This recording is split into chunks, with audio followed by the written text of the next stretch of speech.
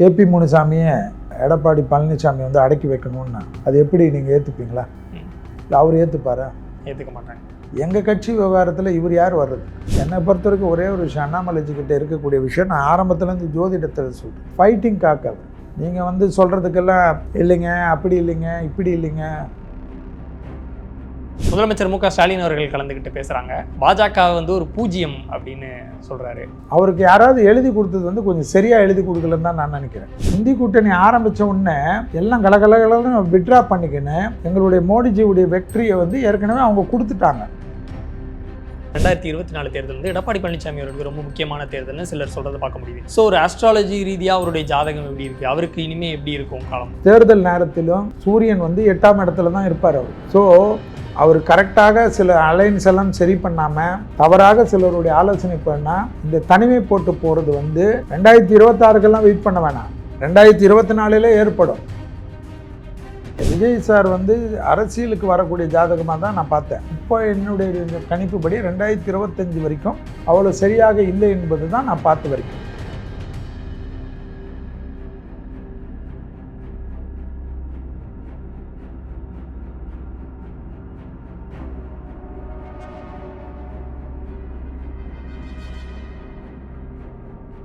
பேசு தமிழா பேசு நேயர்களுக்கு வணக்கம். இன்றைய சிறப்பு விருந்தினர் தமிழக பாஜகவினுடைய அறிவுசார் பிரிவின் மாநில தலைவர் மற்றும் வழக்கறிஞர் திரு ஷெல்வி அவர்கள்.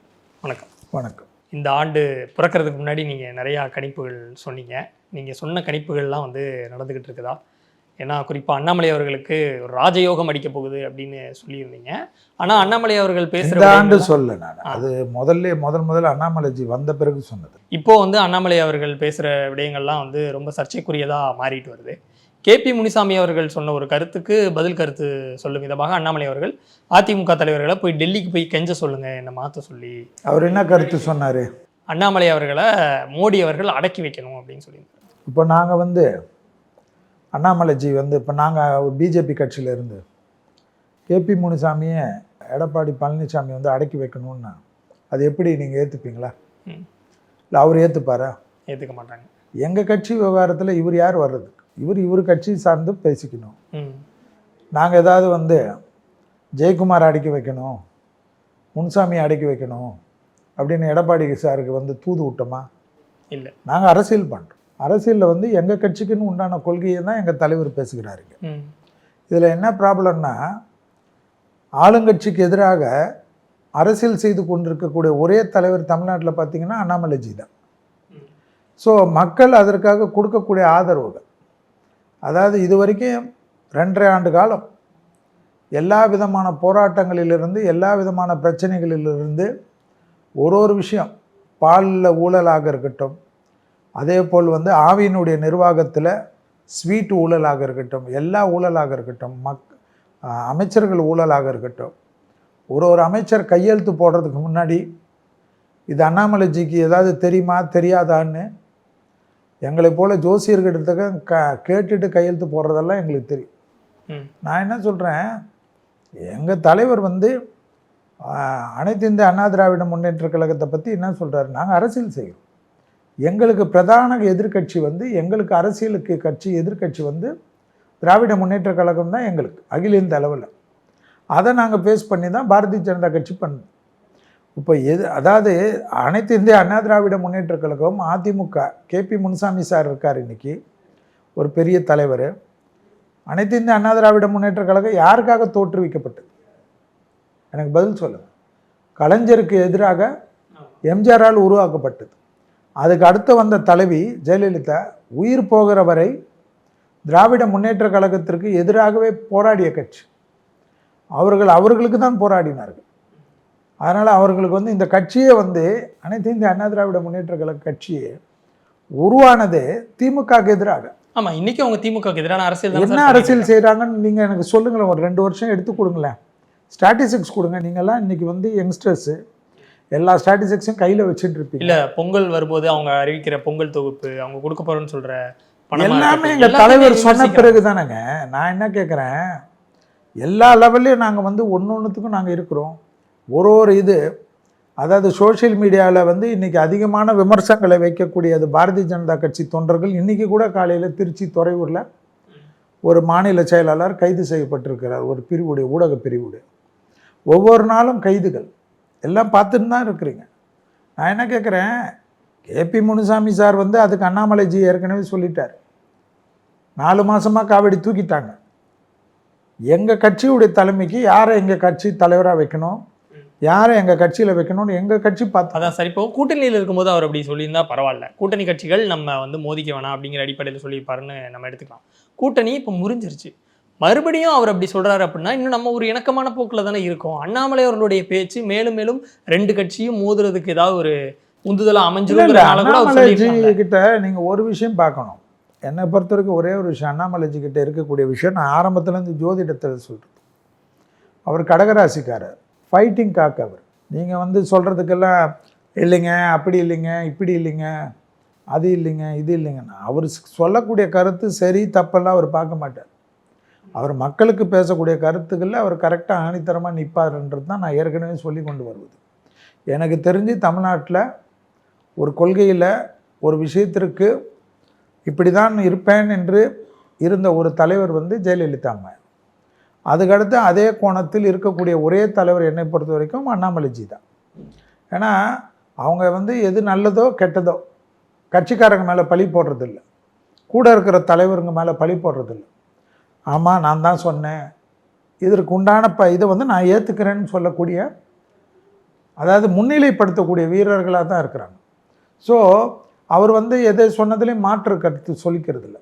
இப்போ நான் என்ன கேட்குறேன், கூட்டணியில் வந்துங்க, கூட்டணியில் வந்து இப்படி இருக்கணும் அப்படி இருக்கணும்னு எலெக்ஷன் நேரத்தில் தான் கூட்டணி. இப்போ இவ்வளோ பேர் இருக்காங்க, காங்கிரஸு, விசிகே இருக்குது, கம்யூனிஸ்ட் இருக்குது. கம்யூனிஸ்டுக்காரங்க பஸ் எதிர்ப்பில் வந்து இவ்வளோ பிரச்சனை பண்ணுறாங்களே, பஸ்ஸுடைய ஊதிய உயர்வில் ஃபுல்லாக கம்யூனிஸ்ட்காரங்க தானே எதிராக இருந்தாங்க திராவிட முன்னேற்ற கழகத்துக்கு. ஏன் நீங்கள் சொல்கிறபடி பார்த்தா அப்போ கூட்டணி கம்யூனிஸ்ட்காரங்க வந்து சீட்டுக்காக கம்முன்னு இருக்கணும், திராவிட முன்னேற்ற கழகத்தை எதுவும் எதிர்க்கக்கூடாது, அவங்க கூட இருந்து எதிர்க்கிறது நியாயமா தர்மமானு பேச முடியுமா? எதற்காக ஒரு கட்சி நிற்கிறதோ, எதற்காக அதை நம்புகிறார்களோ தொண்டர்களும் மக்களும், அதற்காக போராட வேண்டியது தான் இது. திராவிட முன்னேற்ற கழகத்தை எதிர்த்து கம்யூனிஸ்ட் போராடினா அது நியாயம். ஆனால் நாங்கள் எங்களுடைய கட்சியை வளர்க்குறதுக்கு அண்ணாமலைஜி வந்து கொண்டு வரக்கூடிய கருத்துக்கள் உங்களுக்கு எதிராக இருந்ததுன்னா நாங்கள் என்ன சொல்கிறோம், பிஜேபி உட்காந்துக்கன்னு ஏடிஎம்கே வளர்க்குறதுக்காக நாங்கள் கஷ்டப்படணும். இல்லை இல்லை, எல்லாரும் அவங்க கட்சி எதுக்கு அஜெண்டா கொடுத்துருக்காங்க அண்ணாமலைஜிக்கு? ஒரு தலைவராக ஒரு ஐபிஎஸ் அதிகாரிகளே ரிசைன் ஆகிட்டு வந்த உடனே அவருக்கு ஒரு பொறுப்பு கொடுக்குறாங்கன்னா அவர்கிட்ட இருக்கக்கூடிய திறமையை பார்த்து தமிழ்நாட்டில் இந்த கட்சியை வளர்க்க வைக்க வேண்டியது உங்களுடைய பொறுப்புன்னு கொடுக்குறாங்க. அதை அவர் செய்கிறாரு. அதில் வரக்கூடிய நல்லதையும் அவர் தான் பொறுப்பேற்றுக்கணும், கெட்டதையும் அவர் தான் பொறுப்பேற்றுக்கணும். ஏன்னா இந்த பொறுப்பு இல்லை இந்த இந்த இந்த டீல் கெட்டு போனதுக்கு செல்வி தான் காரணம்னு அவர் சொல்ல மாட்டார். ஏன்னா எல்லாத்துக்கும் அவர் நான் தான் பொறுப்புன்றார், நான் இப்படி தான் நான் இருப்பேன்றார், இது என்னுடைய ஸ்டைலுன்றார். அது பத்திரிகையாளர்கள் விஷயமாக இருக்கட்டும், எந்த ஒரு விஷயமாக இருக்கட்டும், போல்டாக தான் நான் இப்படி தான் இருப்பேன், நான் மன்னிப்பெல்லாம் கேட்க மாட்டேன்னு தான் சொல்கிறார். அதற்கு இன்னப்பட்ட விமர்சனம் வந்தாலும், எத்தனை விதமான தாக்குதல்கள் வந்தாலும், எவ்வளோ பெரிய தாக்குதல்களும் அவர் நின்று தான் போராடுறார். அதனால் முனுசாமி சாருக்கு வந்து நாங்கள் எப்படி முனுசாமி சார் நாவை அடக்கி வைங்கன்னு எடப்பாடி பழனிசாமி சாருக்கு இங்கேருந்து நாங்கள் சொல்ல முடியாதோ, அதுபோல் முனுசாமி சார் வந்து எங்கள் கட்சி விஷயத்தில் மோடிஜிக்கு வந்து அவர் வந்து கோரிக்கை வைப்பதெல்லாம் எனக்கு தெரிஞ்சு அவர் கோரிக்கை தமிழ்நாட்டுக்கு ஏதாவது இந்த திட்டங்களை கொடுங்க அந்த திட்டங்களை கொடுங்கன்னு ஒரு ஆக்கப்பூர்வமான எதிர்கட்சியாக இருந்து அதை பேச சொல்லுங்கள். எங்கள் கட்சியுடைய தலைவரை மாற்ற சொல்வதுக்கோ அல்லது எங்கள் கட்சி தலைவரை அடக்கி வைங்கன்னு சொல்கிறதுக்கெல்லாம் எந்தவித கட்சிக்காரங்களுக்கும் உரிமை இல்லை என்பது தான் ஜனநாயகத்தில் இருக்கக்கூடிய விஷயம். இப்போ இந்த நிர்வாகத்தில் இருக்கீங்க, உங்கள் நிர்வாகத்தில் இருக்கீங்க, இன்னொரு பத்திரிக்கைக்காரங்க இந்த தம்பியை கொஞ்சம் அடக்கி வைங்கன்னா எப்படி இருக்கும் அது? ஏன்னா இந்த நிர்வாகம் உங்களுடைய சேர்மன் இருக்கார், உங்களுடைய அத்தாரிட்டிஸ் இருப்பாங்க, எடிட்டர்ஸ் இருப்பாங்க, அவங்க தானே உங்களை பார்த்துக்கணும். இதில் வந்து வெளியில் இருக்கக்கூடிய பத்திரிகைக்கு என்ன வேலை சொல்லுங்கள்? பிசிகாவினுடைய வெல்லும் ஜனநாயகம் மாநாடு நடந்து முடிஞ்சு, ரொம்ப பிரம்மாண்டமான மாநாடு. முதலமைச்சர் மு க ஸ்டாலின் அவர்கள் கலந்துக்கிட்டு பேசுகிறாங்க. பாஜக வந்து ஒரு பூஜ்ஜியம் அப்படின்னு சொல்கிறாரு. இந்த விமர்சனத்தை எப்படி பார்க்குறீங்க? அதாவது தமிழக முதல்வர் மேலே வந்து எனக்கு ரொம்ப மதிப்பு உண்டு. ஏன்னா எனக்கு என்னென்னா, நான் நிறைய அரசியலில் நிறைய பேரோட தொடர்பு, நான் இப்போ அரசியலில் இருக்கிறேன். அவருக்கு யாராவது எழுதி கொடுத்தது வந்து கொஞ்சம் சரியாக எழுதி கொடுக்கலன்னு தான் நான் நினைக்கிறேன். ஏன்னா அவங்களுடைய மூத்த அமைச்சர் யாருன்னு பார்த்தீங்கன்னா துரைமுருகன் அவர் வந்து அரசியலில் உங்களுக்கு தெரியும் 60 ஆண்டு கால அரசியலில் இருக்கக்கூடியவர். கலைஞரோடே இருந்த காலகட்டத்தில் அண்ணாதுரையிலிருந்து எல்லோருடையும் இருந்து எம்ஜிஆரால் கொண்டாடப்பட்ட ஒரு தலைவர் அவர். திமுக தொண்டர்களுக்கு அடிமட்ட தொண்டர்களிலிருந்து பெரும் தலைவர்களுக்கு வரையும் துரைமுருகன்ஜி என்றால் அவருடைய மரியாதை. துரைமுருகன் சார் என்றால் என்னது? அவருக்கு சொல்லுகிறார் கட்சி கூட்டத்தில் என்ன சொல்றாரு, பாரதிய ஜனதா கட்சி பிசாசு மாதிரி வளர்கிறதுன்றார். நாங்கள் சொல்லலை, எங்கள் அண்ணாமலைஜி சொல்லலை, எங்கள் கட்சியை சேர்ந்த வானதி அம்மா சொல்லலை, முருகன்ஜி சொல்லலை. பிரதான ஆளுங்கட்சியில் இருக்கக்கூடிய மூத்த அரசியல்வாதி, தமிழகத்தில் இருக்கக்கூடிய பொதுப்பணித்துறை மந்திரியாக இருக்கக்கூடியவர், நீர்வளத்துறை மந்திரியாக இருக்கக்கூடியவர், அவர் சொல்கிறார் தமிழ்நாட்டில் பாரதிய ஜனதா கட்சி பிசாசை போல் வளர்கிறதுன்றார். ஸோ இந்த பாராட்டோட அதெல்லாம் வந்து முதல்வருக்கு போயிருக்காதுன்னு நினைக்கிறேன் எனக்கு டேபிளுக்கு. ஏன்னா இந்த அளவுக்கு திராவிட முன்னேற்ற கழகத்தை சார்ந்த ஒரு கட்சி தொண்டனிலிருந்து ஒரு தலைவர்களுக்கும் தெரியும். இன்னைக்கு அண்ணாமலைஜி வந்த பிறகு பாரதிய ஜனதாவுடைய கட்சியுடைய வளர்ச்சி எல்லாமே எப்படி இருக்கிறதுலாம் பார்க்கலாம். உள்ளாட்சி தேர்தலில் நீங்களும் பார்த்துருப்பீங்க. ஒரு ஏரியாலையும் வந்து கணக்கு போட்டு பார்த்தீங்கன்னா வாக்குகள் யார் அதிகமாக பெற்றிருக்காங்கன்னா அந்த தனி ஸ்டாட்டிஸ்டிக்ஸையும் எடுத்து பார்க்க சொல்லுங்கள். எல்லா விதத்துலேயும் நாங்கள் வந்து அபிரிதமான வளர்ச்சி என்பதை தேர்தலில் காட்டுவோம். நாங்கள் பூஜ்ஜியமாக அல்லது வந்து அகில இந்திய அளவில் ராஜ்யத்தை பிடிக்க போகிறவர்களா என்பது பார்க்க தான் செய்யும். நான் என்ன சொல்கிறேன், தமிழ்நாடு தான்னா திராவிட முன்னேற்ற கழகத்தை யாருக்காவது தெரியுமா? ஆனால் அகில இந்தியில் 2வது முறையாக ஜெயித்து இப்பொழுது 3வது முறையாக ஒரு பிரதமர் மோடிஜி வருகிறார் என்றால் நேருவுக்கு ஈக்குவலாக சமன் செய்ய போகிறக்கூடிய ஒரே பிரதமர் இன்னைக்கு மோடிஜி தான். ஸோ அகில இந்திய கட்சி சார் நாங்கள் இப்போ தமிழ்நாட்டில் இப்போ தான் வந்து நாங்கள் வந்து படிப்படியாக கான்சன்ட்ரேட் செய்கிறோம். இந்த கான்சன்ட்ரேஷன் 2024, 26, 31லலாம் நாங்கள் வந்து முதல்ல 2 எம்பி இருந்தோம். இன்றைக்கி இந்தியாவில் வந்து 300 எம்பிகளுக்கு மேல் 303 எம்பிகளை வைத்து கொண்டிருக்கிறோம். ஸோ அந்த நம்பிக்கையின்படி தமிழ்நாட்டிலையும் வந்து தனிப்பட்ட காலகட்டத்தில் இன்று இந்த வாட்டி இல்லைன்னா அடுத்த வாட்டி பார்ப்போம். ஆனால் தமிழ்நாட்டில் ஒரு நாள் பாரதிய ஜனதா கட்சியுடைய கொடி சென்னையுடைய நம்ம தமிழ்நாடுடைய கோட்டையில் பறக்க போகிறதையும் விரைவில் மக்கள் பார்க்க தான் போகிறார்கள். ஏனென்றால் அந்த போல் வந்து அண்ணாமலைஜி மற்ற தலைவர்களுடைய ஸ்டாட்டிஸ்டிக்ஸ் உடைய வளர்ச்சி எல்லாம் அவர்கள் ஸ்டாட்டிஸ்டிக்ஸாக செய்யக்கூடிய விஷயங்கள் எல்லாமே கால்குலேட் பண்ணி செய்யக்கூடிய விஷயங்கள்லாம் இன்றைக்கி அடிமட்ட தொண்டர்கள் இல்லாமல் பெண்கள் மத்தியில் பாரதிய ஜனதா கட்சி எப்படி வளர்ந்துருக்கிறது, இளம் ஸ்டூடெண்ட்ஸ் மத்தியில் எப்படி வளர்ந்துருக்கிறது. எங்களுடைய சிந்தனையாளர் பிரிவு கூட்டம்லாம் நான் போட்டேன்னா கட்சிக்காரர்களே கூப்பிட்டு போடுறது கிடையாது. நாங்கள் வந்து எங்களுடைய இதுவே வந்து பப்ளிக்கு எங்களுடைய அஃபினிட்டி இருக்கக்கூடிய குரூப்புக்கு போட்டு எவ்வளோ பேர் வந்து எவ்வளோ ரிஜிஸ்ட்ரேஷன் ஆரம்பித்த 1 மணி நேரத்துலேயே புக்கிங் ஆகிடும். ஸோ இதெல்லாம் எங்களுடைய வளர்ச்சி. நாங்கள் நேரடியாக கட்சியில் இருக்கிறனால இதை வந்து மிகைப்படுத்தி வளரலன்னு சொல்ல போகிறேன். ஆனால் எல்லா கட்சியுமே வந்து கூட்டணி போட்டு தான் நிற்கிறாங்க. பாஜகவும் அதிமுக கூட கூட்டணியில் இருந்தாங்க. கூட்டணியில் இருக்கிறது அவங்களுக்கு மிகப்பெரிய பலமாக தான் இருந்துச்சு. 4 எம்எல்ஏக்கள் ஜெயிக்க முடிஞ்சது. இப்போ கூட்டணியிலே இல்லை. தனித்து பாஜகவால் எந்த அளவுக்கு அவங்களால பெர்ஃபார்ம் பண்ண முடியுங்கிறது. சகோதரருக்கு ஒரே ஒரு விஷயம், இந்தி கூட்டணி யார் ஆரம்பிச்சது? நிதிஷ்குமார் ஆரம்பித்தார். எல்லாம் நாங்களும் சரி அவர்களும் சரி நிதிஷ்குமார் ஆரம்பித்த கூட்டணியில் நிதிஷ்குமார்ஜி ஆரம்பித்து அவருடைய பாட்னால தான் முதல் மீட்டிங் போட்டார். மொத்தம் 4 மீட்டிங் நடந்தது. அந்த 4 மீட்டிங்கில் இருந்தார். இன்றைக்கி அவர் இந்தியா கூட்டணியில் யூடர்ன் அடித்து திரும்பி வந்துட்டார். புரியுதுங்களா? ஸோ என்டிஏக்கு வந்துட்டார். அரசியலில் வந்து எதிரிகளும் இல்லை நண்பர்களும் இல்லைன்றது தான் ஒரு விதி. இன்னும் தமிழ்நாட்டில் கூட்டணியெல்லாம் இன்னும் நெருங்கக்கூடிய சமயத்தில் எவ்வளோ கூட்டணி வருது எல்லாம் எப்படி வருதுன்னு பார்க்க தானே போகிறீங்க. நான் என்ன கேட்குறேன், இந்தி கூட்டணி வந்து இப்படி ஆகிடும் அப்படி ஆகிடும்னாங்க. மம்தா அம்மா வந்து ஒரு சீட்டு கொடுக்க மாட்டேன்ட்டாங்க. தனிச்சு போட்டிடுறேன்ட்டாங்க. ஆம் ஆத்மி பஞ்சாபில் 13 சீட்டும் நாங்கள் தான் நிற்போன்ட்டாங்க. ஸோ டெல்லியில் வந்து நம்ம பேசிக்கலான்றாங்க. ஸோ இந்தி கூட்டணி ஆரம்பித்த உடனே எல்லாம் கலகலன்னு விட்ரா பண்ணிக்கின்னு எங்களுடைய மோடிஜியுடைய வெற்றியை வந்து ஏற்கனவே அவங்க கொடுத்துட்டாங்க. புரியுதுங்களா உங்களுக்கு? ஸோ தமிழ்நாட்டில் வந்து ஏற்கனவே இருந்த கூட்டணி தான். ஏன் சார் அவங்க ஒரு ஜெல்லாகாதது காரணமா? இல்லை ஒரு சிலர் என்ன சொல்கிறாங்க அப்படின்னா, எப்படி நம்ம நின்னாலும் தோற்று தான் போகிறோம், அதனால ஒருத்தராக அப்படி கலந்துக்கிறாங்க அப்படின்னு சொல்கிறாங்க. அப்படி இல்லைங்கண்ணா, அகில இந்திய அளவில் காங்கிரஸுடைய நிலைமை அவ்வளோதான். காங்கிரஸை நம்பி ஒருத்தர் எந்த கூட்டணியில் எந்த கட்சிக்காரர்கள் வந்தாலும் நீங்கள் நல்லா புரிஞ்சுக்கணும் பாயிண்ட்டை. அகில இந்திய அளவில் மம்தாவாக இருக்கட்டும், கம்யூனிஸ்டாக இருக்கட்டும், ஒரு ஏரியாவில் ஆம் ஆத்மியாக இருக்கட்டும், எல்லோரும் யாருக்காக எதிராக இந்த கட்சியை ஆரம்பித்தார்கள்? பாரதிய ஜனதா கட்சிக்காக எதிராக இல்லை, காங்கிரஸ் கட்சிக்கு எதிராக தான் இவர்களெல்லாம் ஒரு ஊர்லேயும். ஜெகன் இன்னைக்கு இருக்கார், அவர் யாருக்காக வந்தார்? சந்திரசேகர் ராவ் யாருக்காக இருந்தார்? சந்திரபாபு நாயுடு யாருக்காக இருந்தார்? எல்லாமே நீங்கள் பாருங்களேன். இன்னும் பாரதிய ஜனதா கட்சிக்கோ இல்லை மோடிக்கு அகென்ஸ்டாவோ இல்லை வாஜ்பாய்க்கு அகென்ஸ்டாவோ இவங்க கூட்டணி ஆரம்பிக்கலை.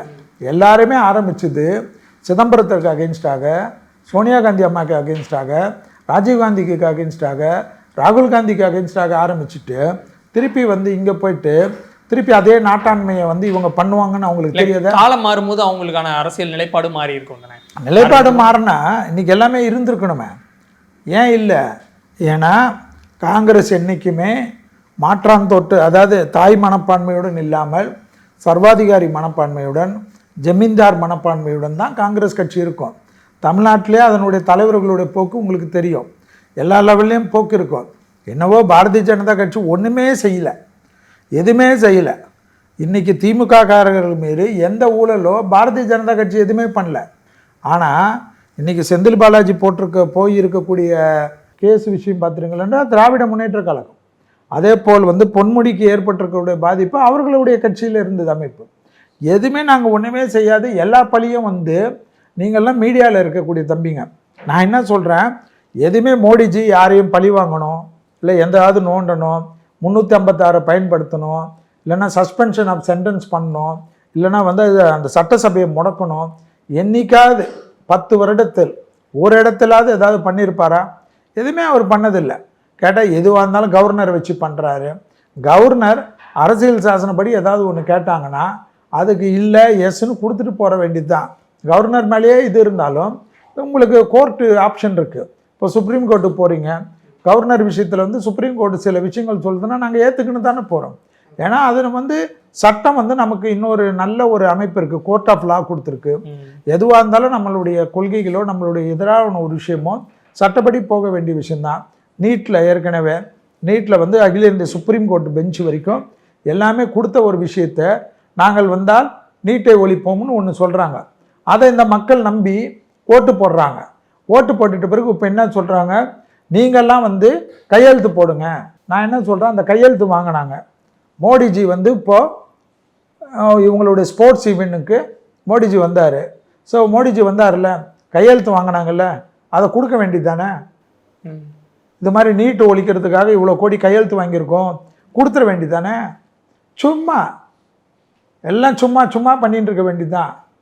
அதே சமயத்தில் ஏதாவது ஒரு ஃபங்க்ஷன் வந்தால், ஒரு மக்களுடைய ஃபெஸ்டிவல் வந்தால் ஒரு 1000 ரூபாய் கொடுத்தா மக்கள் மலங்கடிப்பாங்க. அதெல்லாம் அந்த காலெல்லாம் மலையேறி போச்சு.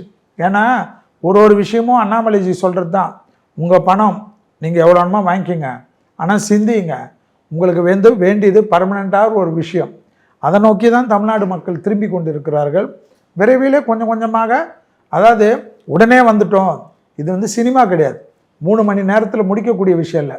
ஒரு ஹீரோவாக தமிழ்நாட்டு மக்களால் பார்க்கக்கூடிய ஒரு பிரபலமான ஹீரோ, எப்படி சினிமாவில் வெள்ளித்திரையில் பார்க்கக்கூடிய மக்கள் எல்லாம் இந்த ஹீரோ வந்து இப்படி நடக்கிறார், இவர் பண்ணால் இப்படி நடக்கும்னு நம்புகிறாங்களோ, எம்ஜிஆருடைய முகமாக தமிழ்நாட்டில் வந்து ஒரு ஹீரோவாக அண்ணாமலைஜி வந்திருக்கிறார்.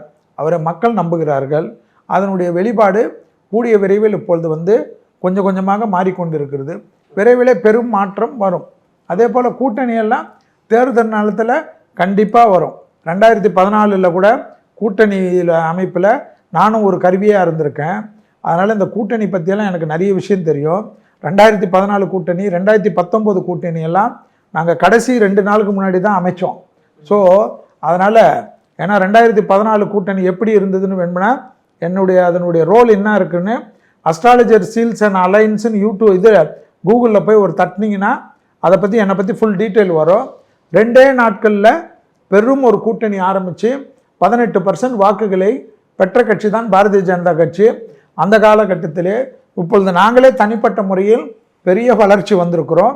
ஸோ இந்த கூட்டணியெல்லாம் தலைவர் அண்ணாமலைஜியும், எங்களுடைய தேசிய தலைவர் நடாஜியும், அதே போல் பாரத பிரதமர் மோடிஜியும், அமித்ஷாஜியும் எல்லா கால்குலேஷனும் போட்டு வச்சுருப்பாங்க. கண்டிப்பாக நிதிஷ்குமார்ஜியே ஒரு யூ டர்ன் அடிக்கிறச்ச தமிழ்நாட்டில் நிறைய பேர் யூ டர்ன் அடிக்க மாட்டாங்களா என்ன? வெயிட் பண்ணி பார்ப்போம். சரி, ஓகே சார். இன்னொரு விஷயம் என்ன சொல்கிறாங்கன்னா, இந்த 2024 தேர்தல் வந்து எடப்பாடி பழனிசாமி அவர்களுக்கு ரொம்ப முக்கியமான தேர்தல்னு சிலர் சொல்கிறத பார்க்க முடியுது. ஏன்னா அவர் வந்து ஒற்றை தலைமையாக நான் மாறணும் அப்படின்னு சொல்லி ஒற்றை தலைமையாக கிட்டத்தட்ட கட்சியை கட்டுப்பாட்டுக்கு கொண்டு வந்துட்டாலும் 2019 தோல்வி, 21 தோல்வி, அதுக்கப்புறமா லோக்கல் பாடி எலெக்ஷன்ஸில் பெருசாக பெர்ஃபார்ம் பண்ண முடியல, ஈரோடு கிழக்கில் தோல்வி, இப்போ 2024 தேர்தலையும் வந்து அவர் பெருசாக தோல்வி அடைஞ்சிருவார் அப்படிங்கிற மாதிரிலாம் சொல்கிறாங்க. ஸோ ஒரு ஆஸ்ட்ராலஜி ரீதியாக அவருடைய ஜாதகம் எப்படி இருக்குது, அவருக்கு இனிமேல் எப்படி இருக்கும் காலம், அதெல்லாம் சொல்ல முடியும். அதாவது ஒரு விஷயம் பார்த்துங்களேன், தனிப்பட்ட முறையில் அவர் ஜாதகம் வந்து ஒரு அற்புதமான ஜாதகம் இருந்தனால தான் தமிழ்நாட்டினுடைய சிஎம் ஆக்க முடிச்சு. எப்பயுமே அதை நீங்கள் ஞாபகம் வச்சுக்கணும். ஒரு ஜாதகம் இன்றைக்கி இருக்கலாம். என்னை பொறுத்த வரைக்கும் ஆரம் வீரப்பன் சார் இருந்தார். ஆரம் வீரப்பன் நீங்கள் கேள்விப்பட்டிருக்க மாட்டீங்க, நீங்கள் பிறந்திருக்கிற காலத்தில். நான் சொல்கிறது எம்ஜிஆருக்கு அடுத்து வலிமையாக இருந்தார். ஆரம் வீரப்பன் சாருடைய ஜாதகத்தில் சனி திசை நடந்தது. சனி திசை, ஏன்னா நான் ஸ்கூல் படிக்கிறச்ச அவரோடு இருந்தப்ப சனி திசை நடக்கிறச்ச 19 வருடம் அவர் வீடு 9 திருமலைப்பள்ளி ஸ்ட்ரீட். அந்த 9 திருமலைப்பள்ளி ஸ்ட்ரீட்டுக்கு வராத தலைவர்களே கிடையாது. புரியுதுங்களா? 84 தேர்தலை எம்ஜிஆர் அவர்கள் அடிபட்டு, அதாவது மருத்துவத்திற்காக அமெரிக்காவில் இருக்கிறச்ச தேர்தலை மாற்றி காட்டியவர் ஆரம் வீரப்பன். ஒரே ஒரு சிக்கன் பீஸ் எம்ஜிஆர் சாப்பிட்ற மாதிரி கொண்டு வந்து, இன்றைக்கி இருக்கிற மாதிரி வாட்ஸ்அப்போ இதுவோ கிடையாது. எல்லா இடத்துலையும் வண்டிகளில், டிராவலர் வண்டிகளில் டிவியை வைத்து தமிழ்நாடு முழுவதும் 234 தொகுதிக்கு, ஒரு தொகுதிக்கு 4 வண்டி என்று வச்சு ஒரு ஏரியாலையும் போய் கிராம மக்களுக்கு முன்பாக எல்லாத்திலும் அந்த வண்டியை நிறுத்தி அந்த வண்டியில் வந்து ப்ளே பண்ணுவாங்க. அப்போல்லாம் வந்து இந்த கேசட், இப்படி தள்ளுற கேசட். புரியுதுங்களா உங்களுக்கு? 200 ஆரம் வீரப்பன் வீட்டுக்கு காலையில் நீங்கள் போனீங்கன்னா 9 திருமலைப்பள்ளி ஸ்ட்ரீட்டுக்கு அந்த பக்கத்தில் இருக்கக்கூடிய அந்த டீ கடையில் அந்த காலகட்டத்தில் நான் சொல்கிறது 4000 ரூபாய் வருமானம் நடக்கும். அப்போ பார்த்துக்குங்க எவ்வளோ பெரிய மக்கள். 20 பைசா டீயோ, இப்போ 15 பைசா டீயோ தான். அப்போ அப்படிப்பட்ட இருந்தவர் 19 வருஷம். இன்றைக்கி இருக்கக்கூடிய ஏடிஎம்கே தலைவர்களாக இருக்கட்டும், டிஎம்கே தலைவர்களாக இருக்கட்டும், எல்லா தலைவர்களும் அவர் வீட்டு வாசலில் தவம் கிடப்பார்கள். தவம்னா தவம், கண்ணால் பார்த்துருக்கிறேன் நான். அவருடைய வாழ்க்கையிலேயே அந்த தசை முடிகிற காலகட்டத்தில் புதன் திசை வந்த பிறகு அவர் வீட்டில் வந்து வெறிச்சோன்னு இருக்கும். இது இருந்தது, இது நான் பார்த்துருக்குறேன். ஸோ ஒரு தசை கொடுக்கும். இப்போ வந்து எடப்பாடிஜிக்கு வந்து நான் சொல்கிறது என்னென்னா, இந்த காலகட்டத்தில் இந்த தேர்தலில் அவர் சரியான கன்னிராசி. அவருடைய ஜாதகப்படி கன்னிராசி. நட்சத்திரத்தில் கன்னியாராசியுடைய நட்சத்திரத்தில் இருக்கக்கூடிய உத்திர நட்சத்திரம்னு வச்சுக்கோங்க, தனிப்பட்ட முறை. இப்போ வந்து அவருக்கு எல்லா வலிமையாக இருந்தாலும் இந்த தசா புத்திகள்னு ஒரு மனிதன் வாழ்க்கையை மாற்றும். இப்போ நடக்கக்கூடிய தசையில் அவர் இல்லை, நம்ம இப்படி ஆகிடலான்னு அவர் கூட இருக்கவங்களோ அல்லது அரசியலுடைய சம்மந்தப்பட்டவங்களோ அல்லது யாராவது சொல்லிக்கின்னு இருந்தாங்கன்னா, தேர்தலில் நான் என்ன சொல்கிறேன், ஒரு எக்ஸாம்பிள் சொல்கிறேன். ஆர்மியோட பெரிய ஒரு லீடரெல்லாம் அந்த காலத்தில் அரசியல்வாதிங்க, நீங்கள் யார் இங்கே இன்டர்வியூ வந்தாலும் கேளுங்க, செல்வி சொன்னாரேன்னு. அந்த போல் அப்பேற்பட்ட ஒரு தலைவர் ரஜினிகாந்த் வந்து ஆரம் வீரப்பனுக்காக குரல் கொடுத்தவர், ஜெயலலிதாவுக்கு அகெயின்ஸ்டாக. அதை ஞாபகம் வச்சுக்கோங்க, பாஷா படத்தில். ஸோ அப்பேற்பட்ட தலைவரே ஒன்றுமே இல்லாமல் ஒதுங்க செய்த கிரகங்கள். ஸோ எடப்பாடிஜிக்கு இந்த தேர்தல் 2024 அவர் தலைவர் என்பதிலெல்லாம் மாற்று கருத்து இல்லை. என்னை பொறுத்த வரைக்கும் கன்னியாராசிக்கு இப்பொழுது 8இல் இருக்கக்கூடிய குரு தேர்தல் நேரத்திலும் சூரியன் வந்து 8ஆம் இடத்துல தான் இருப்பார் அவருக்கு. ஸோ அவர் கரெக்டாக சில அலைன்ஸ் எல்லாம் சரி பண்ணாமல் தவறாக சிலருடைய ஆலோசனை பண்ணால் இந்த தனிமை போட்டு போகிறது வந்து 2026க்கெல்லாம் வெயிட் பண்ண வேணாம், 2024 ஏற்படும். என்னை பொறுத்த வரைக்கும் அந்த தவறெல்லாம் அவர் செய்ய மாட்டாருன்னு தான் நான் நம்புகிறேன். ஏன்னா எனக்கு சில ஜாதகங்கள் சொல்கிறேன், கன்னியாராசிக்காரர்கள் அவ்வளோ சீக்கிரத்தில் ஏமாறுறதுக்கு தயாராக இருக்க மாட்டார்கள். எனவே நிதிஷ்குமார்ஜியை யூட்டர்ன் அடித்த சமயத்தில் ஒரு இந்தியா கூட்டணிக்கு அச்சாரம் போட்டவரே யூட்டர்ன் அடிக்கிறச்ச தமிழ்நாட்டில் வந்து எங்களை இங்கே இருக்கிறவங்க தலைவர்கள்லாம் எங்களுக்கு யூட்டர்ன் இல்லை, பச்சை கொடி காட்டாமல் இருப்பாங்களான்றதெல்லாம் நான் பார்க்கல. ஏன்னா வெயிட் அண்ட் பண்ணி தான் அது பார்க்கக்கூடிய காலகட்டமாக தான் நான் பார்க்குறேன். விஜய் அவர்கள் அரசியலுக்கு வருவார் அப்படின்னு எதிர்பார்க்கப்படுது. காரணம் அவருடைய செயல்பாடுகள். இப்போ ஒரு கடைசியாக வந்து விஜய் மக்கள் இயக்க நிர்வாகிகளோட மீட் பண்ணும் பொழுது பத்திரத்தில் வந்து கையெழுத்து வாங்கினாரு. அவருடைய நிர்வாகிகள்லாம் வந்து டெல்லி போகிறாங்க, விவிஐபிஸை சந்திக்கிறாங்க, இப்படிலாம் செய்தி வருது. கூடுதல் ஒரு செய்தி என்ன அப்படின்னா, இன்னும் ஒரு வாரத்துக்குள்ளே கட்சி பெயரே வந்து ரிஜிஸ்டர் பண்ணி அனௌன்ஸ் பண்ண போகிறாரு. ஒரு தமிழ் சார்ந்த பெயராக இருக்கும் அப்படின்லாம் சொல்கிறாங்க. ஸோ பொலிட்டிக்கலாக பார்க்குறத விட்டுட்டு அவருடைய ஜாதகம் அஸ்ட்ராலஜிக்கலாகவும் இதை நம்ம பார்க்க முடியுமா? அதை பற்றி உங்களுக்கு ஏதாவது? அதாவது விஜய் சார் வந்து அரசியலுக்கு வரக்கூடிய ஜாதகமாக தான் நான் பார்த்தேன். ஆனால் அது வந்து பார்க்குறச்ச இப்போ என்னுடைய கணிப்புப்படி 2025 வரைக்கும் அவ்வளோ சரியாக இல்லை என்பது தான் நான் பார்த்த வரைக்கும். அவருக்கு அந்த அளவுக்கு ஆமாம், அதனுடைய அதுக்கப்புறமா வந்து அதை பற்றி பேசுறது தான் நான் ஏற்கனவே நிறைய இன்டர்வியூவில் சொன்னேன். திருப்பி அதை நான் மாற்றிக்கணும். அவர் ஆரம்பிக்கலாம், ஏன்னா அவருடைய உரிமை, அவர் ஆரம்பிக்கிறது எல்லாமே பண்ணலாம். ஆனால் வந்து இந்த 2 ஆண்டுகளுக்கு பிறகு வரக்கூடிய காலகட்டம் அவருக்கு ஒரு பெரிய ஏறுமுகமாக இருக்கும். அந்த சமயத்தில் தான் அதை பற்றி பேசுறது சரியாக இருக்கும்னு நான் நம்புறேன். ஓகே சார், உங்களோட கருத்துக்களை பகிர்ந்துட்டதுக்கு ரொம்ப நன்றி சார். எல்லோருக்கும் வணக்கம். உலக தமிழ் சொந்தங்களுக்கு வணக்கம். நான் ராஜவேல் நாகராஜன். பேசு தமிழா பேசு வலையொலியுடைய வளர்ச்சிக்கு நீங்களும் உறுதுணையாக இருக்கணும்னு நினச்சிங்கன்னா இந்த வீடியோடைய டிஸ்கிரிப்ஷனில் இருக்கக்கூடிய ரேசர் பே லிங்கை கிளிக் பண்ணுங்கள். அந்த லிங்க்கில் போயிட்டு உங்களுக்கு விருப்பமான தொகையை பேசு தமிழா பேசுவனுடைய வளர்ச்சிக்கு உங்களுடைய பங்களிப்பாக நீங்கள் கொடுக்கலாம். நன்றி, வணக்கம்.